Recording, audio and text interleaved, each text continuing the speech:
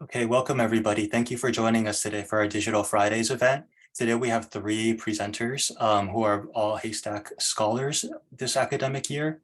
Before we get into the program, I just wanted to introduce myself really quickly and introduce HASTAC and HASTAC scholars as a program. My name is Sean Lin.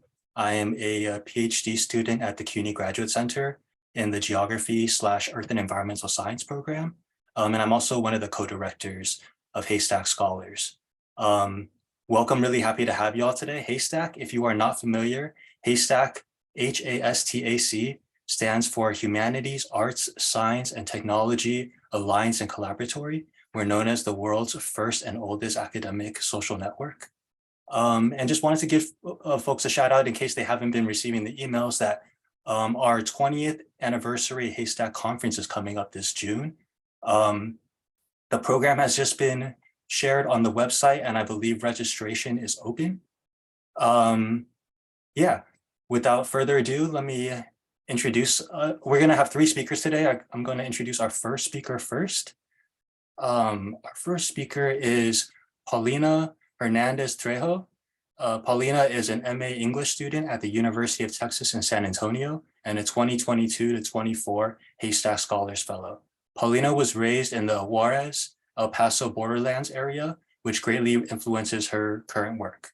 She specializes in Black, Asian American, Latinx, and Indigenous literature in the United States, specifically focusing on migration literature and folklore and culture along the US/Mexican borderlands. She is a scholar in the digital humanities, forging connections between her literary knowledge and digital humanities work. Paulina has taken on many roles in her career, from sixth grade core English teacher to community-based grant-funded projects with K through 12 schools. Thank you, Paulina. Take us away. Thank you, Sean. Let me go ahead and get my screen going here. And please let me know if you are seeing the slides and not something else on my screen, please. Got it? Okay, awesome. All right, so let me go ahead and get started. Again, Sean gave me a wonderful introduction. My name is Paulina Hernández-Trejo. I am from UTSA and I am in their English program. The title of my presentation is Creating the Borderlands Folklore Digital Archive. So there's a very common Borderlands proverb that we know, and it's, something to this extent, but we didn't cross the border crossed us, right? And the map on the right and the period categorization on the left note slightly different historical dates, yet both are from reliable sources, which shows just how challenging it is to neatly define the borderlands. It's not a black and white matter. The borderlands have been a fluid boundary, one that has moved and been enforced in different ways in the last centuries. So in this project, the borderlands are categorized as the states along the US-Mexican border and can also extend to an Anzaldúan psychological understanding of borderlands that includes regions and spaces wherever two or more cultures edge each other, where people of different races occupy the same territory regardless of class. So when I'm referring to the borderlands in this presentation, I'm referring to all of these regions, even if some, now some places like San Antonio, Los Angeles, Santa Fe are, no longer part of Mexico, but we see even in their names, the Spanish, right? The remnants of those colonial pasts still existing. And we see that in the culture as well. And I preface with all of this because La Llorona, which is one of the stories that is very prominent in our folklore, is a story that's prominent in the borderlands as well. And for those of you that are not familiar, La Llorona is a weeping woman who has lost her children in a variety of ways, depending on the iteration. And we've heard her in the context of scaring children in a means to obey their parents, right? But there's more complexity in that. In Mexico, for example, I grew up with iterations of her being she lost her sons to the Mexican revolutionaries, and that's why she's looking for them. She also represents La Malinche, which is the indigenous translator to Hernán Cortés, so like a traitor, right? So there's different iterations there. In the borderlands, I also grew up hearing her story and how it stems from migration, those traumas appearing in bodies of water like the Rio Grande. And her story is so representative of the border and its traumas. So with her story, we observe how folklore has adapted and changed along with the changes to the nation-state border. And the ghosts in this archive similarly stem from the effects of border making. So I think Sean did a good job at like naming my past already, but I do name my positionality just because it's so important in this archival process. My research in general focuses on multi-ethnic literature, but I myself am a product of the US-Mexico borderlands. I lived in Ciudad Juarez for 14 years. I crossed the border every day to go to school on the El Paso side. In 2010, my mixed status family was finally approved visas to live in El Paso. But in my time crossing the border every day and living in Juarez and then eventually living in El Paso, you witness injustice in the US immigration system. And living in Juarez during the height of the feminicidios, that drug cartel violence, its militarization, that's where a lot of the seeds of my work were sown. I grew up with witnessing injustice, impunity, and these interlinked forms of oppression, which truly haunt us. My focus on ghosts and cultural hauntings stem from the same haunting and invisible realities many oppressed people live through on the border. So these ghosts in folklore and literature demand to be addressed. So I preface with this because it informs my theoretical conception of the Borderlands Folklore Digital Archive. And these are some of the project objectives that I've finally was able to get into neat sentences.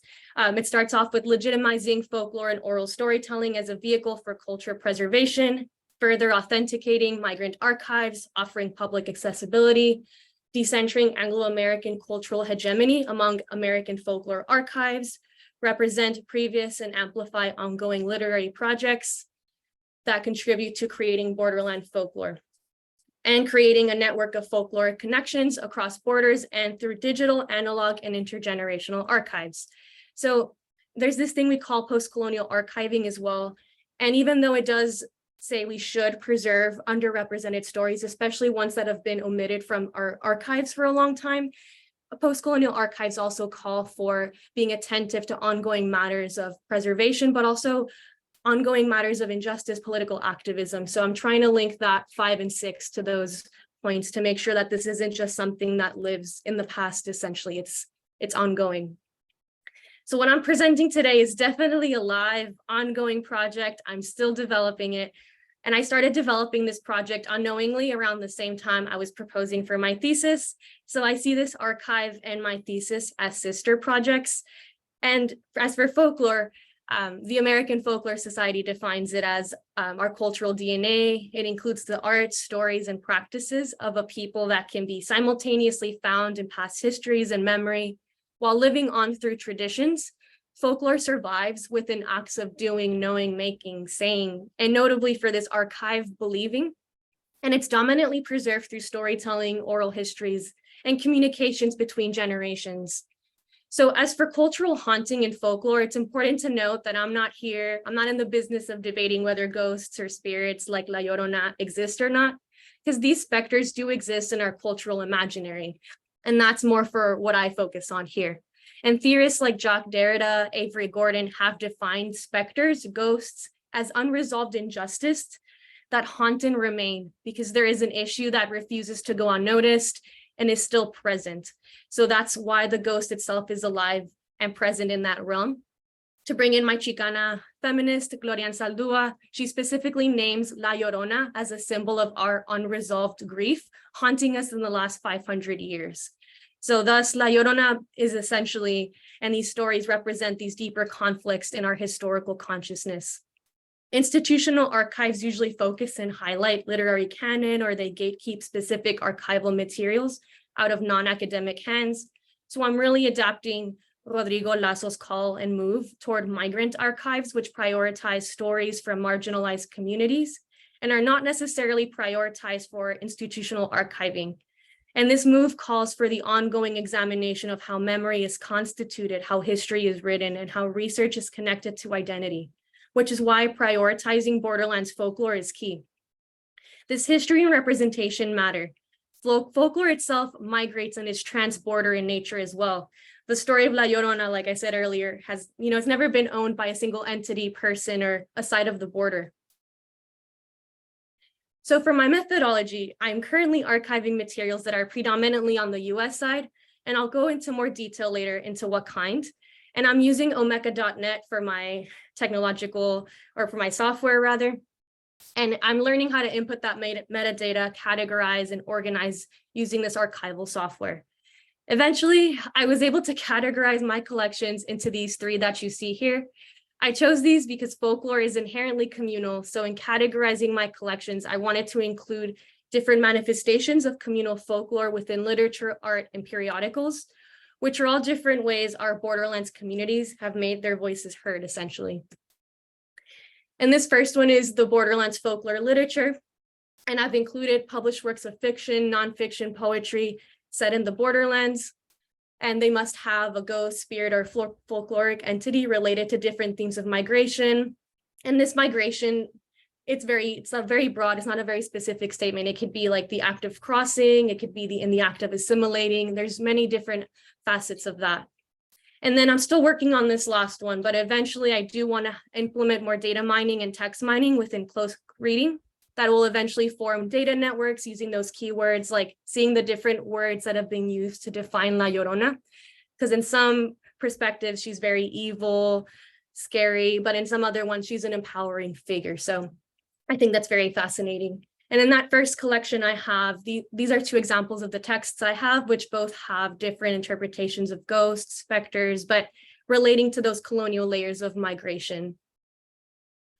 The second collection is La Llorona in art and public spaces, and it's art inspired by Borderlands folklore, and it specifically uses La Llorona's haunting to represent a different perspective of the story, but it's visual.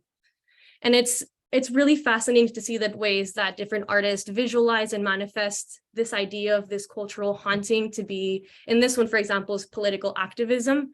And the following image is of Juana Alicia's mural in the Bay Area titled La Llorona's Sacred Waters. And it's a beautiful depiction of intersectional feminism and migration. So I'm also working on mapping out these different murals and public installations using Google's My Maps, because I think it's fascinating that we get to interact with these just in being public spaces. The last collection I've had is La Llorona and other folklore and periodicals. And this one is through digital curation, and it's specifically about finding La Llorona in newspapers. And I've found some really interesting ones in our local San Antonio's La Prensa, specifically from 1917. And apparently a lot of people would, dress up as La Llorona to like play pranks or be thieves. But in this one, specifically in the screenshot, it's the story of this person who dressed up as La Llorona and chased these like schoolboys around. So now these schoolboys are trying to find their revenge against this person. So it's interesting to see how her icon has appeared in different representations. And some challenges in this archive for me have been some of like these three questions essentially, and how do we categorize in literature versus using the Dublin core? And we love categorization, genres, eras in literature, and we love commenting and critiquing these same structures as well. And interaction with the Dublin core metadata element set has been a great challenge to me because I feel like I have more agency, and it's a good thing and a bad thing, but it's been so fascinating figuring out how to categorize these materials directly. I also keep coming back to the second question. It's a very ironically haunting question for me. How do we archive folklore? Is it something that's so public? And it seems to be the antithesis or foil to like archiving, right? Folklore belongs to a lot of people, belongs to a community. And our traditional understanding is that archives should be housed off rather than truly accessible and public. So in choosing how to document folklore has been through these different literary, artistic, and communal reproductions of folklore. The last question, how do we fully represent intersectional elements of Borderland folklore?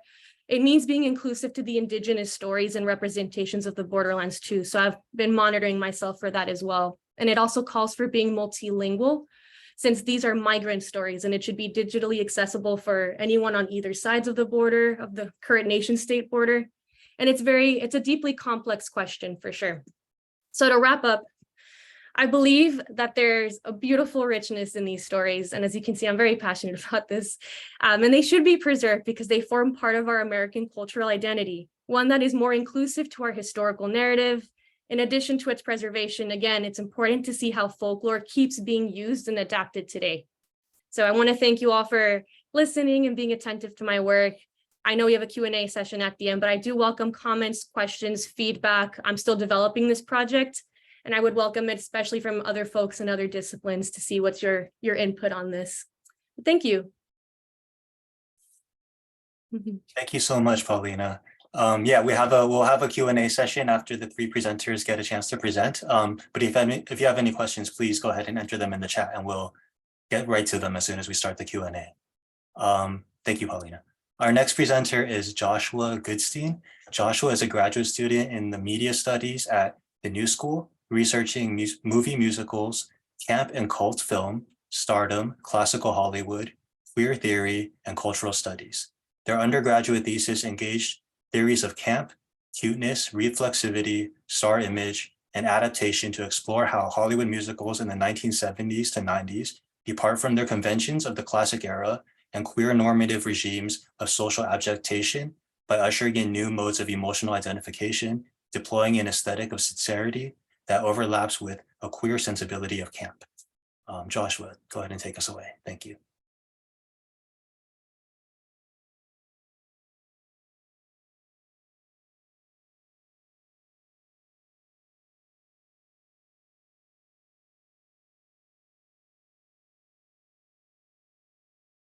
Joshua, I think you're on mute. Hello. This project is part of a larger term paper that I'm currently working on for a course on gender, culture, and media at the New School, working primarily from Emily Carmen's book, Independent Stardom, Freelance Women in the Hollywood Studio System, to analyze how the career of Lena Horne complicates usual analysis of gender and freelance labor in classical Hollywood. So to start off with groundwork, the standard studio contract at this time, which Carmen refers to in her book as a form of dependent stardom, because these were long-term contracts that allowed studios to develop a stable of stars they could use to market their films. Contracts in the 20s they were limited to 5 years. And then in 1931, there was a change in California state law. So these contracts can now go for up to 7 years. And they were called option contracts because the studios reviewed each actor's progress every 6 months. And then they made a choice about whether or not they would continue to employ the actor. These contracts restricted performers' creative input and agency, but they came with the benefit of having a weekly salary. They kept you on retainer. And even if you weren't actively working on a film, you still were making a consistent wage. An example of dependent stardom that Carmen cites in her book is Betty Davis, who's the one in the star on the right-hand side of the slide. That's her in the film The Little Foxes. She was signed to Warner Brothers and initially given a bunch of generic glamour roles that never really caught on with popular audiences. She only really came into her own as a star when she fought to be loaned out to RKO to make Of Human Bondage, which made her into a major star, caused one of the first big Academy Award scandals, and solidified her type as the dangerous woman. So then in contrast, the independent star and the independent star contract that Carmen describes, an actor choosing to sign limited, non-exclusive contracts, often with multiple studios at the same time, which allowed them to command better salaries and exert more creative control. They were able to select roles based on what they most wanted to do, and were thus able to stretch themselves creatively. This was not available as an option for every star. In order to make a freelance career viable, you had to be famous enough that you could exert leverage over the studios, so that, because if you didn't have that, then they could just replace you with someone else they find and they had on the lot already. Because why would they want to pay more for like a Carol Lombard or a Miriam Hopkins when they can just change out for someone else they can get away with paying less? And this is also emblematic of how the star system structured performers' labor in general, where it was stratified between the very, very top level of stars who made a lot of money, which was used as a justification to subjugate and undervalue the labor of character actors, extras, and other performers on set. And where any individual actor ended up in this hierarchy of the system was obviously extremely influenced by their experiences of racialization in the United States at the time they were working. These prejudices of the United States shaped the foundation of the studio system, and thus the executives who influenced and or mandated the creative decisions made on individual films, which this project illustrates using Barbara Stanwyck as the example of the independent star and Lena Horne as the example of the dependent star, but a different kind of dependent star than Carmen outlines in her book. So Barbara Stanwyck, her acting was seen as very natural compared to her contemporaries. It's still pre-method acting, so it's much more theatrical than what's common now. But compared to people like Bette Davis and Olivia de Havilland, she was seen as being authentic on screen, and this also crossed over into her being known for her versatility, where she played a lot of different characters across genres and character types. Like in Double Indemnity, she is a trapped housewife looking for a way out. She seduces and manipulates the dumbest man on earth into helping her kill her husband for the insurance money. In Stella Dallas, it's a melodrama where she's a single mother fighting to give her daughter a better life, even if it means that she won't be able to be a part of it. And then in the screwball comedy, Christmas in Connecticut, she is a food writer who gets roped into hosting a soldier on leave for the holidays and has to keep up this charade that she actually knows how to cook, which she does not. So in order to show all of these different sides of herself, her ability, and her persona, she sacrificed the security of the long-term studio contract. But she was also able to do that because she had a safety net in an already successful career on Broadway, and because her whiteness allowed her to make the system work to her advantage in ways that were not possible for a star like Lena Horne, who signed with MGM in 1942 after being an established performer on stage and in musical short films. Her performance style was very aloof. Shane Vogel refers to it as her impersona, in which she creates deliberate distance between herself and her music. And part of this, a major part of her persona is that she was presented both by the white press and Black presses as an exceptional example of Black womanhood and Black femininity, who therefore deserved to be elevated into this kind of stardom over darker-skinned Black women who took more stereotypical parts, people like Hattie McDaniel or Butterfly McQueen, who played a lot. They were playing mostly maid and housekeeper characters. And as a light-skinned Black woman who performed music mostly by white songwriters, she was presented as exceptional in this way because she wasn't singing like blues or soul music or even really the more consciously Black forms of jazz.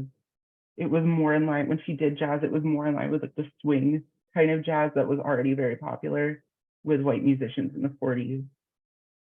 And Crisis, which was an official magazine of the NAACP, had the first time they featured her on the cover, she was 2 years old. So she, like from birth, was very well connected with like middle-class Black society and Black politics. And she frustrated the typical Black and white boundary of ethnicity in Hollywood because she was seen as elevated above other Black women, but she was still considered not white. She wasn't able to, in the way that like Rita Hayworth did, where she got electrolysis on her hairline and like dyed her hair, and then spent her whole career effectively passing as a white woman when she was born. Like she was Mexican. Her birth name was Margarita Carmen Cancino. And Lena Horne was, as I said, she wasn't permitted to reach the heights of her white counterparts. And this was the obvious institutional racism, and that also intersects with how central romantic plots are to the Hollywood musical. So in the Hays Code, which was just essentially, it's a document that outlined all of the things that were to be forbidden on screen, and films couldn't get distribution unless they'd been examined by the Hays office and approved. And one of their main concerns was around race relations, and particularly interracial relationships on film. So in order to work Lena Horne into the structure of the musical, they had to isolate her from the narrative so she could perform songs alone over there on the side and not interact with any of the characters. And this, she fared better in the all-Black musicals that she did, like Cabin in the Sky and Stormy Weather, but they still don't revolve around her characters. Because in Stormy Weather, it's an ensemble film that's showcasing, like, she's the romantic lead, but they're showcasing a dozen other people in this 80-minute movie. And in Cabin in the Sky, she plays the villain. So she's part of the romantic triangle, but she's not the kind of like big sympathetic lead that was usually what white actresses would play to attain that level of stardom. So like there were no set of negotiations that could have put Lena Horne on a level playing field with Barbara Stanwyck. No matter what type of contracts they worked under, women of color in the studio system had two strategies to continue working: either play their racist caricatures or leave the industry. And even if MGM had given Lena Horne proper vehicles, there's only so much a film star can advance if her films couldn't be screened in half of the country. And all of this work brings up larger questions about how feminist analysis of this era is approached. What are the limitations of framing it around individual women exhibiting agency? What does agency specifically entail? And were people like Barbara Stanwyck really able to meaningfully overcome the patriarchal systems they worked in? Or did she just make it slightly better for herself?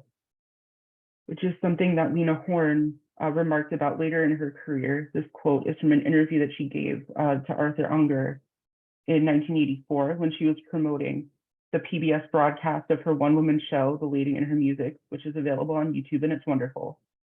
But she talks about how she went through a process of radicalization in the early 1960s, saying, when they killed Medgar Evans, I suddenly went crazy. I realized that I had been isolated. When I fought discrimination on a personal level in hotels and restaurants, that wasn't doing anything for anybody. It was my realization that there was a broader picture. I always spoke out, but it was on a personal level. I was busy trying to get engagements in places that never booked Black acts and fighting over accommodations in hotels.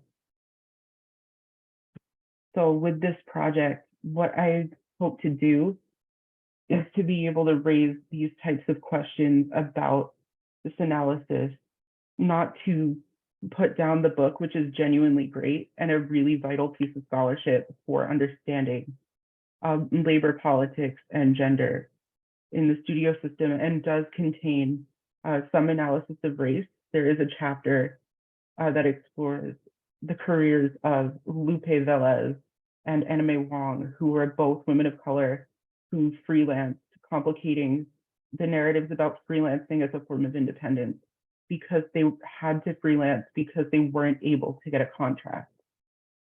So what I want to do is to add Lena Horne into this narrative to juxtapose this, what can being exceptional do, to kind of take a closer look at the politics of uplift that Lena Horne represented for a lot of her career and was made to represent due to her strong connections to the NAACP. And that's all I have. Thank you.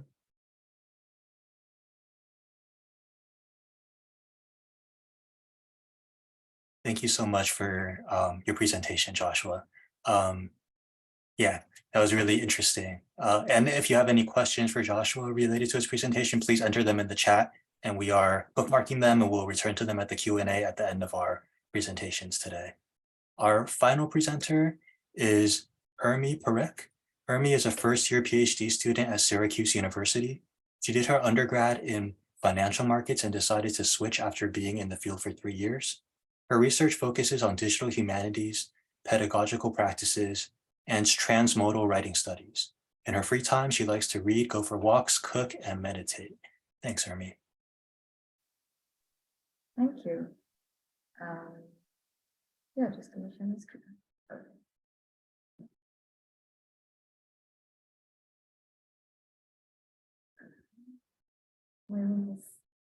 Okay. This is not getting into a slideshow for some reason, so I'm just gonna continue like this. Before I get started, I would like to humbly acknowledge and give thanks to the indigenous lands and the indigenous peoples on whose lands we're currently residing on. My presentation is going to go through the idea that I have, the archive that I created through this idea, and the current progress that I have on this idea. So the idea came up during my master's. Like Sean mentioned, my background is in financial markets, and I had like a little bit of background in old and medieval English literature when I got into my master's. So during one of my classes, we were discussing Chaucer, and it came up through another student in the conversation that Chaucer has like a questionable background, like he kidnapped somebody. And I think even though those issues have been like resolved, or, you know, it was a false accusation or something, it brought up the question for me, like, who was I reading? Because I came in with like a very blind trust that what I'm reading, they're like amazing people and I have to agree with them. And then I realized, wait, I cannot agree with someone like that. And so that discussion led to questions like, what do we do about people whose character might not be good per se, but who have really good work in the field, right? So how do you separate the author from their work? Can you even do that? So do you like not mention the author at all? Or do you exclude their work completely? Or do you mention their work and not the author? But then is that ethical, you know? And so those questions came up. There was no solution that came about in that discussion, but it stayed with me. And another instance about this questioning or this idea of who are we reading came through Asao Inoue's 2019 Four Cs Chair's address, where he started by addressing his colleagues of color in the room, asking his white colleagues to be patient. And when he was done, he addressed his white colleagues, asking them, how did you feel when you were being talked about, but not talked to? You know, how did it feel to be the object of the discussion and not the subject? And that was like a turning moment for me, because I was like, how did he articulate something that I've been feeling for so long? And it also brought in the question, like when you're including something, when I'm choosing to read a particular author, I'm also choosing not to read other authors who might have talked about the similar thing. So I had this idea, but I didn't know what to do with it. Like, what can I do with it? And so the final moment came when I was working for Northeastern University's writing program archive during my master's. And I was going through the syllabi within the writing program. And that's when it clicked that, wait, this is where my first interaction with any kind of author happens. So this is where I begin.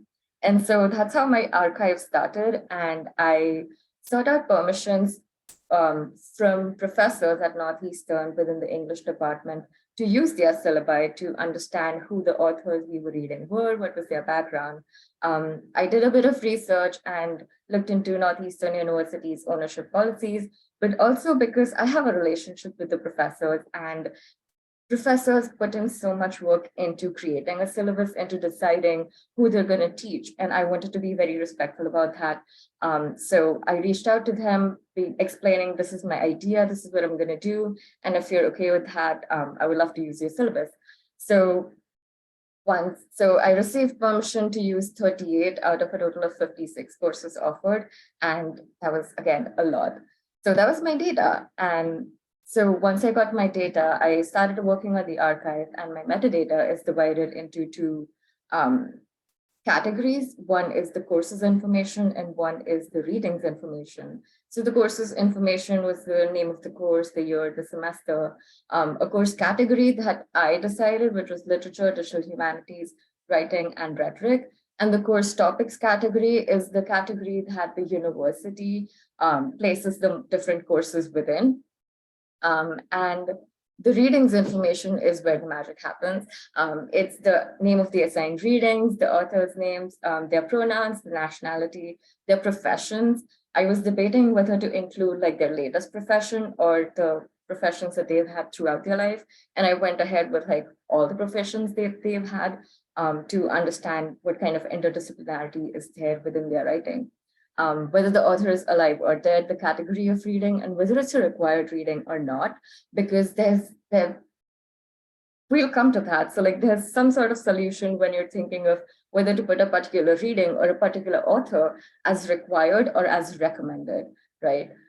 So that was my metadata. And so for this archive, my focus was on understanding who I was reading, just at face value and not looking at how they were being taught, right? So there was no context. I just had the syllabi at their face value. There was no context about how is the syllabus being taught in the classroom? How are these authors being taught? And there's like a lot of things that get missed out when I don't include that. So my current project focuses on understanding how a syllabus is being used in terms of like, how are they communicating what we're reading, why we're reading, things like that.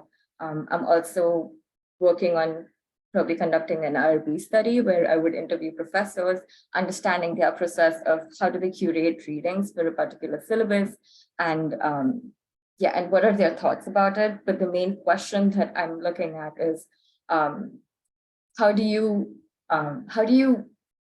deal, well, not deal, but how do you like navigate the works of authors whose character might have been questioned by somebody, right? So in current times, we have J.K. Rowling, but again, that's not an academic author. So when you think of academic authors, you have Andrea Smith, who claimed to be Indigenous, but she's not. But she has amazing work in the field. Adichie, who again has amazing work, but she's made some concerning comments. And so how do you navigate works of these authors when they have really good work, but not all of their work is like supportive of everybody, or like they've made certain comments which might impact a larger audience? And do you completely exclude them? Do you not talk about them? Do you bring them up in the classroom and have a discussion that, you know, this is who the author is, this is what they've done, this is what we'll be talking, do you be open about it with your students? It also depends on the level of accusation that has been there on them. So like, is it like an official report that's been made, or is it just a few people who are talking about it? And it also brings in the question of, is this work canonized? Because for example, when it comes to Chaucer, we have only so much work from that time period. So when it's a canonized piece of work, how do you work with such authors, right? And so, yeah, and so at this point, I would like to open up the discussion to all of you, trying to figure out like, what are your thoughts about it? How do you navigate authors like these, and just any comments you have?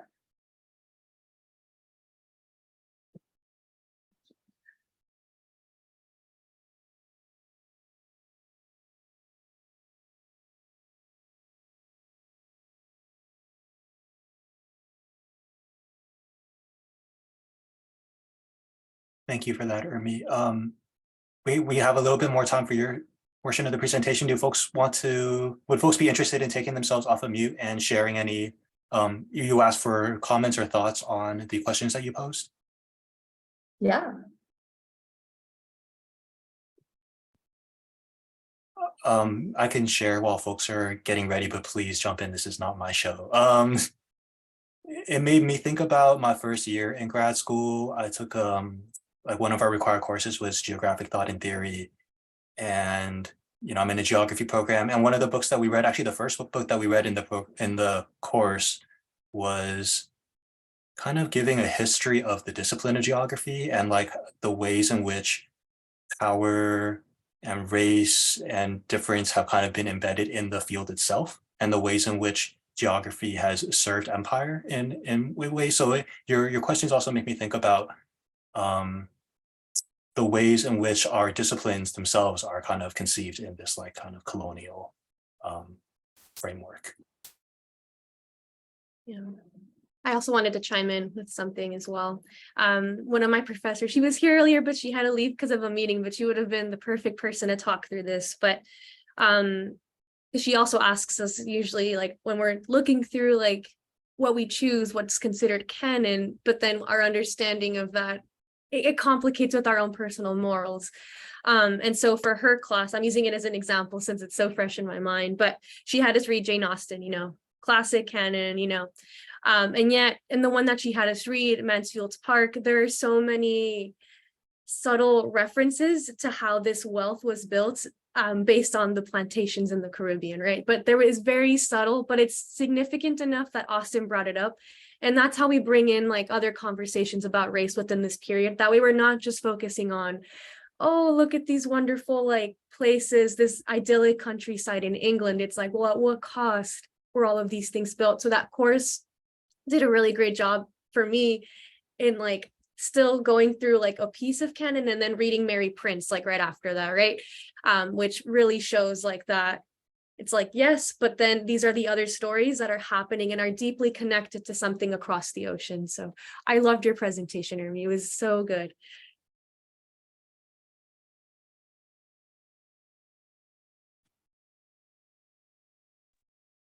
Bridget, go ahead. Can I chime in? Yeah. Oh, yes. What three lovely presentations, actually, to pull them all together. But this last one, Urmi, I'm wondering how this kind of data can be pulled together. So how wide is the span of analysis that you are doing? Is it across the whole country? Is it across the world? Is it just there at Syracuse? Or where all are you looking at these syllabi? So the archive that I created was for my master's project, and it was only focusing on the graduate English program at Northeastern University, and that too for like a specific time period. And even though I had the ambition of doing like 6 years of work, I could only get to 2 years because there's so many readings, so many authors to look at.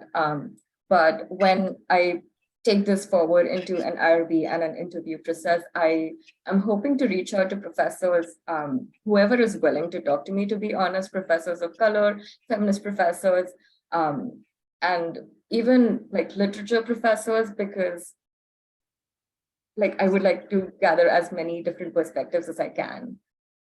Yes, because as Paulina points out, a lot lies right there in the nuance that you're discussing. I don't know how you'll quantify it. I don't know how you'll put it on a map or something, or pull it all together. But it's really an important consideration. What are people looking at? And how are we handling those whose voices may speak some kind of prejudicial stance? So important work. Thank you. Thank you. Yeah, thank you. Patrick, I saw that you dropped a comment in the chat. Do you want to share a little bit more about the link that you shared? And then after you, I know Ian had a question for Paulina that I wanted to see if Ian wanted to come off mute to ask too.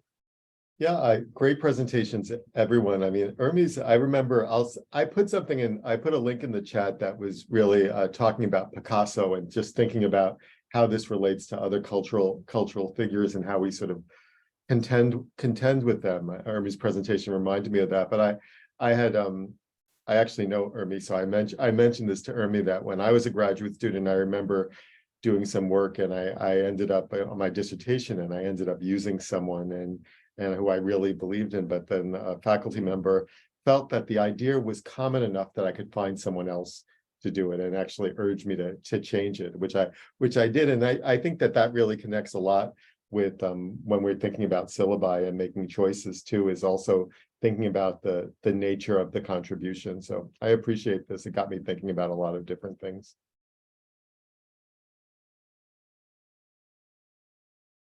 Thank you for that, Patrick. Ian, yeah, go ahead. Yeah, sure. Urmi, I put a link in the chat too to the Open Syllabus project. I don't know if you're familiar with them, but it's a really interesting, like very massive data collection of all of these syllabi and all these analyses of texts and disciplines, but it might be cool to check out. Paulina, I was thinking, that there's this tension, and I think maybe it's more for physical material objects that are subject to some kind of decay, although I guess digital archives have their own kind. But, how do you navigate or imagine navigating the tension between like making things open and accessible into the public, and like the act of preservation, which in like the origins of many archives, right? That was part of it. Part of it was accumulation of wealth and like the wealth and resources to own and preserve and control something, but also like to preserve something from decay that might mean like keeping it in storage all the time. So how do you imagine or think about that with your project? Yeah, and I love your question, Ian. Even though mine is like more on the digital end, I still think it's important, because if you are like, one of the collections I have is a physical piece. It's murals. Anyone can go and vandalize the mural. I'm not saying you should, but anyone can do these things in public spaces, right? They're very publicly accessible, and that comes with those dangers. So even though I'm not necessarily dealing with like archival physical objects, I still think that by putting out a map or something like that, you're essentially advertising these locations, right?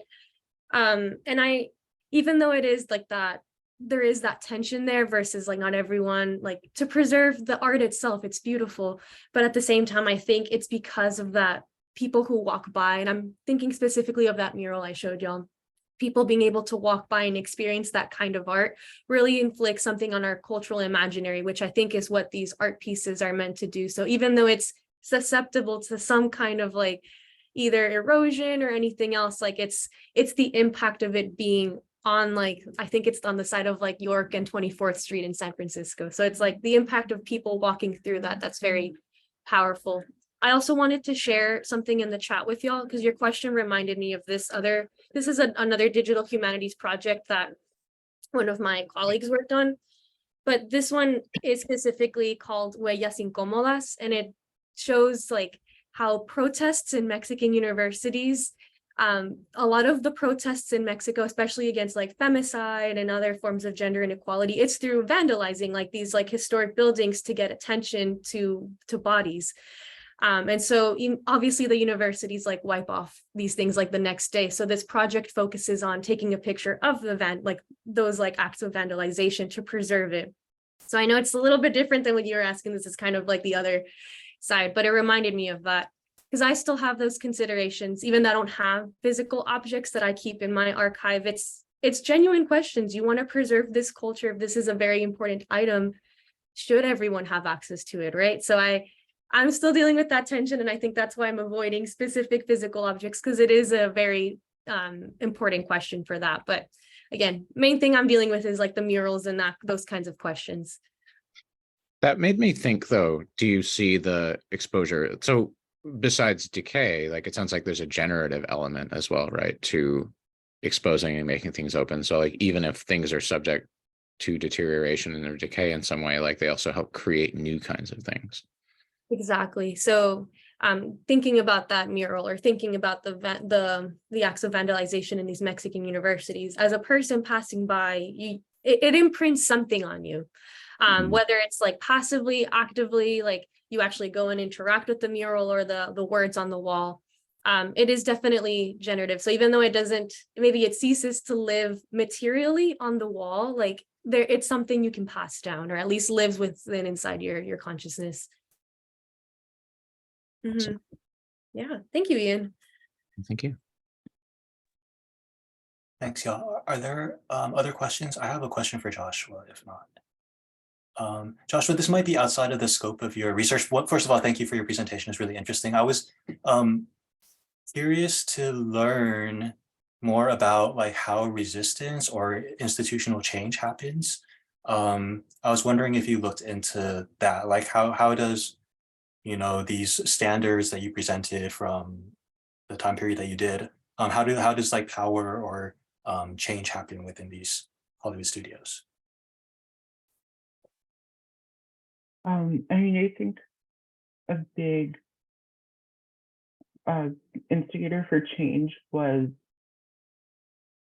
in part coincidental, but that the collapse of the studio system coincided with the height of the civil rights movement in the 1960s. And where essentially just major studios produced a series of really expensive, really long, mostly really boring films that lost a lot of money and changed the landscape of the industry forever. And that's how you get into like the 70s stuff in the rise of like the film school directors of like the Scorsese, Coppola. And then you also kind of find, it's like right after that, you have the rise of like home video, digital video technology in the 80s and 90s. So it became a little less like you didn't need to have an attachment to a studio or a kind of like proximity to larger studios in the way that like, because there were independent producers in this era, but they relied on proximity to the major stars. Like the guy who produced Gone with the Wind. I should know this. But he was an independent producer who did a lot of stuff, but because he was so close to the industry, he was able to just borrow people from other studios. But I think also like specifically with Lena Horne, when she did make change, it was when she stepped out of the film industry. It was after she had her radicalization in the early 60s and realized that, like, I mean, I don't necessarily fully agree with the, like, it wasn't helping anybody, because I do think that just her knocking down those doors even a little bit makes it easier for other people to come in and resume the work. But her main thing when she started leaving was she became very involved with the civil rights movement. Like she was at the March on Washington with Martin Luther King. She was very active. She released like protest music.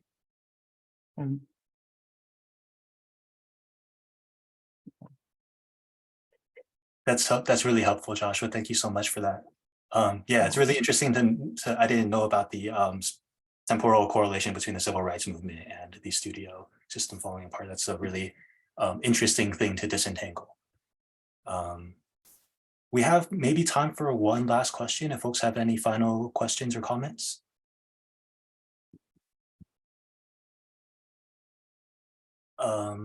If not, I guess a short announcement is that this is the last semester that Hillary and I are going to be co-directing this program. This is our final online Digital Friday. Y'all were really wonderful and really appreciated hearing about your work and what you've been thinking about. Yeah, Hillary, do you want to say anything?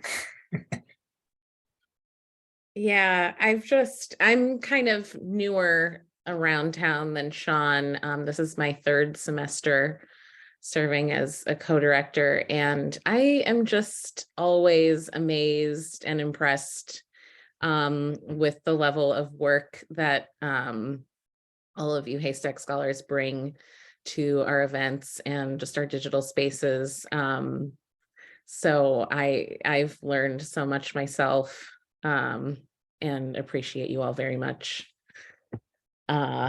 Yeah, and I don't think I'm going to be at the conference, unfortunately. I'm due to give birth the following week. So I'm sad that I'm not going to see, I don't know how many of you are going to be there, but I do hope to be in HASTAC spaces, though, as a non-co-director.